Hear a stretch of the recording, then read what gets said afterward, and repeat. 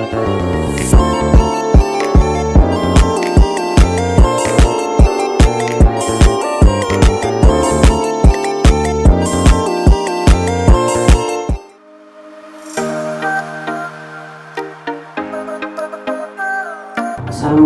warahmatullahi wabarakatuh. Perkenalkan, nama saya Sbiatul Hakim dengan nomor NIM yaitu 230303680. Saya dari Prodi Manajemen Pendidikan Islam kelas MPI 2B dari Fakultas Ilmu Tarbiyah dan Keguruan Universitas Islam Negeri Wali Songo Semarang. Izinkan di sini saya akan menerangkan tentang mata kuliah yaitu katalogasi perpustakaan. Yang saya akan terangkan yang pertama yaitu tentang pengadaan bahan pustaka. Terus yang kedua adalah tentang pengelolaan bahan pustaka. Baik, di sini saya akan menerangkan tentang bahan pustaka. Pengadaan bahan pustaka itu melibatkan beberapa tahapan. Yang pertama mulai dari perencanaan, pengadaan hingga evaluasi. Tahapan tersebut meliputi yang pertama yaitu perencanaan. Perencanaan dalam hal ini seorang pemustaka itu harus memiliki rencana, baik mungkin dari jenis koleksi, buku apa saja yang akan ditempatkan di perpustakaan tersebut. Yang kedua yaitu tentang pengadaan. Kita sebagai pemustaka juga harus mengetahui hal apa saja yang sekiranya dibutuhkan oleh perpustakaan tersebut. Seperti mungkin jenis-jenis buku apa yang kita akan ambil, terus beberapa buku yang dibutuhkan oleh perpustakaan dan kerjasama dengan siapa ketika kita akan membeli buku tersebut. Terus yang ketiga yaitu penerimaan. Penerimaan ini berkaitan dengan pembelian buku tersebut. Sebelum kita membeli, kita harus tahu dari mana buku tersebut berasal. Yang keempat yaitu pencatatan. Pencatatan ini penting untuk mengetahui berapa buku yang sudah ada di perpustakaan dan juga berapa buku yang harus kita beli untuk selanjutnya, karena pemustaka juga harus mengerti keadaan. Seperti di tahun pertama berapa buku yang ada, terus di tahun kedua itu harus melakukan pembaharuan supaya perpustakaan tersebut isi bukunya terus bertambah dan mengikuti keadaan yang harusnya diikuti oleh para pembaca. Terus yang kelima itu pemeliharaan. Pemeliharaan ini juga penting karena buku tersebut tidak hanya cukup dibeli tapi harus ada pemeliharaan. Contohnya yaitu dengan perbandingan buku dua ini. Di sini ada buku yang memakai sampul dan juga yang enggak.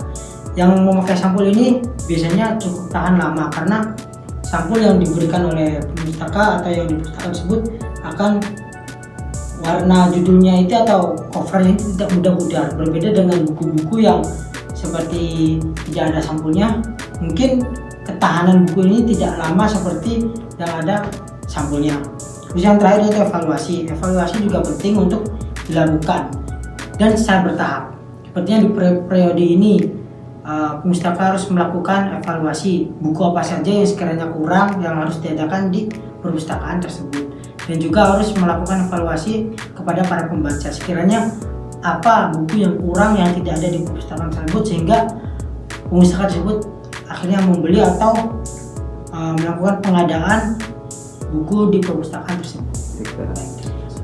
Cara pengadaannya juga dapat dilakukan dengan berbagai cara, seperti termasuk lelang terbuka, penunjukan langsung, atau kerjasama dengan distributor pustaka. Penting untuk mempertimbangkan kualitas, harga, dan kebutuhan pengguna dalam proses pengadaan. Hal ini penting karena untuk meningkatkan kualitas dari suatu perpustakaan, pemustaka harus tahu bagaimana cara pengadaan tersebut agar kualitas buku yang dibeli juga baik dan bisa tahan lama. Sekiranya buku tersebut bisa bertahan mungkin beberapa periode sehingga pemustaka tidak usah untuk membeli lagi buku yang sama. Yang kedua yaitu tentang pengelolaan bahan pustaka, itu melibatkan beberapa tahapan penting. Yang pertama yaitu inventarisasi. Inventarisasi ini juga penting. Seperti yang saya contohkan, inventarisasi pada buku-buku yang ada di perpustakaan itu biasanya ditunjukkan oleh seperti nomor pada buku, terus stempel kepemilikan, yang mana ini membuktikan bahwa buku ini milik perpustakaan, dan biasanya penetapan stempel tersebut ada di depan atau bisa di samping buku atau bahkan di belakang buku tersebut.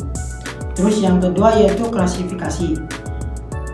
Klasifikasi yaitu penentuan nomor-nomor yang ada pada buku yang mungkin sama juga. Tentukan klasifikasi atau sistem pengelompokan yang akan digunakan untuk menyusun bahan pustaka. Ini seperti nomor-nomor yang ada di sini. Klasifikasinya nomor berapa, seperti ini ada C1 atau yang mungkin nomor yang ada di C2. Selanjutnya yaitu katalog. Katalog ini juga penting. Katalog ini yaitu catatan terperinci untuk setiap item atau buku termasuk judul, pengarang, penerbit, dan nomor klasifikasi. Nomor klasifikasi itu ya seperti yang tadi saya jelaskan, kayak terdapat setiap buku itu terdapat nomor-nomor yang mana itu nanti dicatat di buku katalog tersebut. Buku katalog ini juga penting seperti pencatatan setiap buku itu kayak judulnya atau pengarangnya atau penerbitnya, bahkan nomor-nomor pustaka tersebut juga harus dicatat supaya bisa diketahui di perpustakaan tersebut pustaka itu memiliki beberapa buku, terus memiliki beberapa koleksi yang mana itu bisa dilihat di buku katalog tersebut. Terus yang selanjutnya yaitu kelengkapan. Kelengkapan itu memenuhi yang tadi sudah saya jelaskan, seperti mungkin dari inventarisasinya harus jelas, klasifikasi, dan katalog itu yang sudah ada.